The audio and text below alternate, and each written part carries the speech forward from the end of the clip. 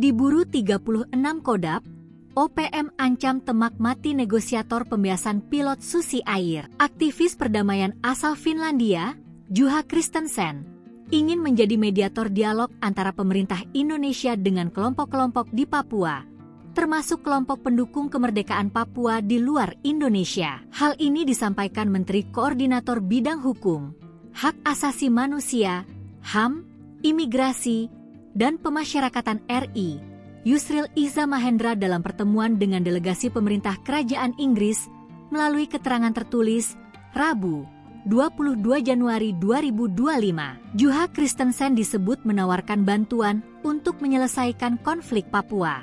Namun sejauh ini, pemerintah berpendapat belum memerlukan adanya mediator untuk memfasilitasi perundingan damai dalam menyelesaikan masalah di Papua, sebagaimana dilakukan di Aceh pada masa pemerintahan Presiden SBY, kata Yusril. Siapa Juha Kristensen? Juha Kristensen adalah aktivis perdamaian asal Finlandia.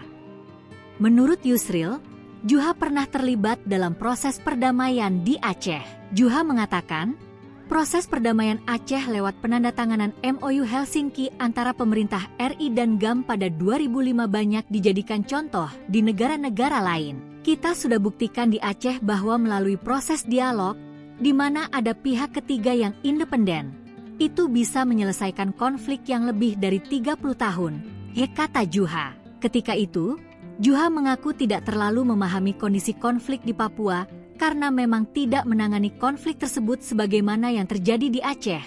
Tetapi kunci menyelesaikan konflik adalah melalui dialog. Juha juga disebut-sebut menjadi mediator dari pembebasan pilot Susi Air, Philips Mark Mertens, yang disandera sejak 7 Februari 2023 yang lalu. Juru bicara Tentara Pembebasan Nasional Papua Barat, TPNPB, Organisasi Papua Merdeka, OPM, Sebi Sambom, dalam keterangannya menyebut Juha Kristensen ikut memainkan perannya bersama pemerintah Indonesia sebagai negosiator pembebasan pilot Susi Air. Sebi juga mengingatkan Juha Kristensen untuk tidak memasuki wilayah Papua, karena Anda akan menjadi target pasukan TPNPB di 36 Kodap setanah Papua, ujarnya.